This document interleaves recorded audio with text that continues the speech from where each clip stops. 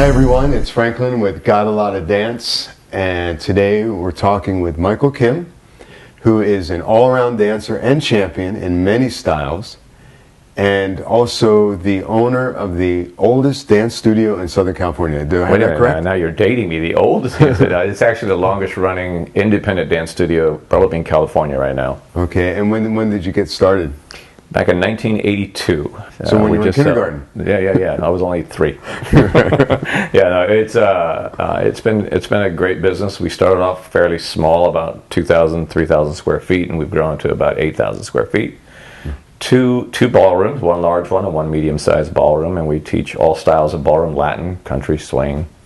Everything you can think of with a partner, we teach there. Okay. And West Coast Swing is obviously one of the things that you teach there? Yeah, West Coast Swing is probably one of the most popular dances there because we have other great instructors like Parker Dearborn and Michael Kilbasa, myself and my wife Dawn, Ronnie DiBenedetta. We've got a great staff of really, really good teachers that work out of there. So for people that are in other countries or in other parts of this country, what's the dance scene like down in San Diego? Well, San Diego's got a great dance scene. We have actually a couple nights a week where a lot of the better dancers come in from LA and also our area, and they meet at a local club, which is also a restaurant. So we all meet there, we eat dinner, and we dance until 1 o'clock in the morning. But it's got a good venue for it, very good.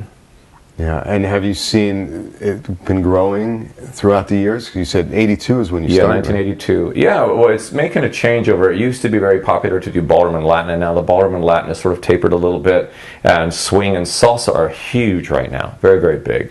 In our studio, we'll have 100 to 250 people a night coming in for different varieties of classes, of salsa, swing, a Latin class as well. Right, and so you said you have the 2 ballrooms that you use, and which sometimes in the main ballroom there'll be 2 classes and a private running, and in the small ballroom there'll be another 2 classes and a private if the classes aren't too big. But it gets pretty crazy in there. Oh, sounds like a lot of fun. It is great fun, good energy, real good energy. So you've been in business since 1982. What do you count your staying power to? Really good, honest lessons. We give really good lessons to the people. We make sure they're getting their money's worth or more than. There are no contracts in our studio, so people come and go. There's nobody pushing them to buy anything.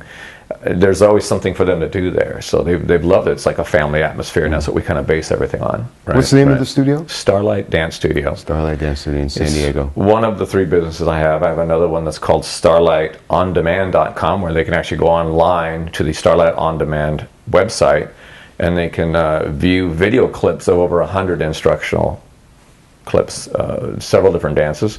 And then we have Starlight Video Dance Productions, which is also the actual sale of the videos, where they can go to our website, starlightdance.com as well, and they can go to the store and they can buy videos covering all the different styles of dance as well. Oh, sounds great. A lot of resources. Yeah, we're trying to reach out to the whole world, and we happen to be doing that right now. So. Oh, sounds great. Now let's talk about your dancing. So you've placed and won in a lot of different styles. What was your first dance style? Actually, my first dance style was hustle. I was a big-time hustle dancer for a long time, and I really loved that dance. And then somebody introduced me to some ballroom and Latin, so I pursued American-style smooth and rhythm. And then from there, after I did a few competitions and won a couple rising stars, and that I went into international Latin and international standard as well.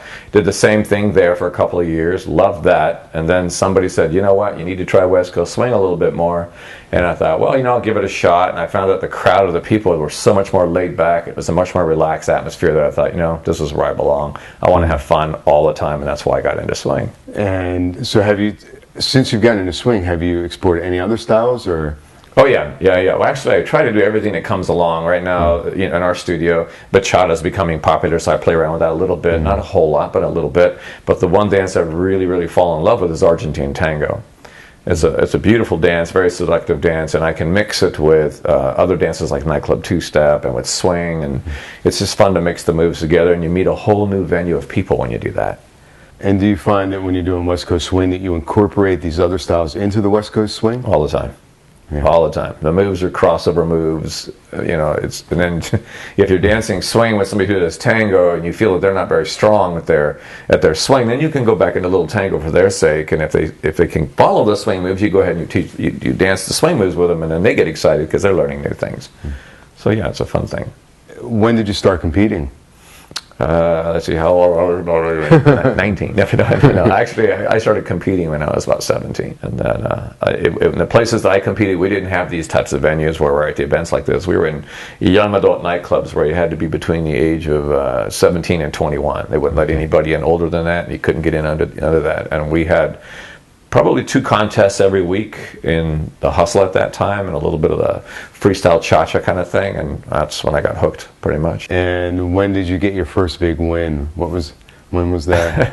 Actually, big win, 1979. It was the 1979 Disco Ballroom Dance Championships. It was held all over the U.S., and they did contests everywhere, and it all ended up in San Diego. And my partner and I at the time won in a local nightclub, and then we went to a big a venue, and we danced there. We won there, so it was a big treat. Probably the highlight of my career. Oh yeah, it sounds like very exciting. It was just fun because it was everything against everything.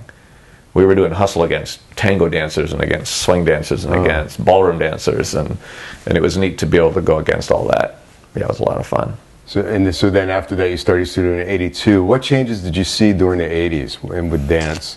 In the '80s, well, besides the fashion concepts, West Coast swing, it was pretty popular during that time too, but not as popular, and it was more tended to lean towards blues only.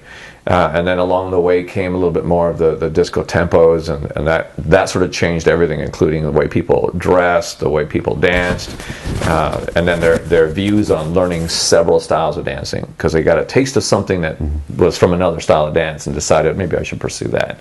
So you'd see a lot of people who were only into swing dancing go over to hustle, and the people who were hustle were going into swing, and then everybody wanted to do country, and then everybody wanted to do salsa. Now when you go to events, you can do 5 or 6 different dances at an event. So that makes it fun for everybody too. And then into the '90s, was there any trends that you saw that happened during that decade? You know, there wasn't that much difference. In the 90s, I think more than anything else, it was just people solidifying their styles. A lot of competitors getting more focused on what they were competing on. But I didn't really see a whole lot of changes. There was still a lot of ballroom going on at the time, so I was still competing in some ballroom, very little, but mostly pro-am. But that's still popular. Even if you go to an event now that has ballroom, it's still popular. And now I can't believe it's already 2010. 2010. We've already gone through one decade in the 2000s. What have you seen these last 10 years? The last 10 years? Well, besides gray hair and losing some, no, actually. You know, I love it because all of the different venues are starting to come together. We're starting to see a lot of people that we would see at a ballroom event or a tango event or whatever, all coming to the same place, and a lot of young kids getting started in dancing.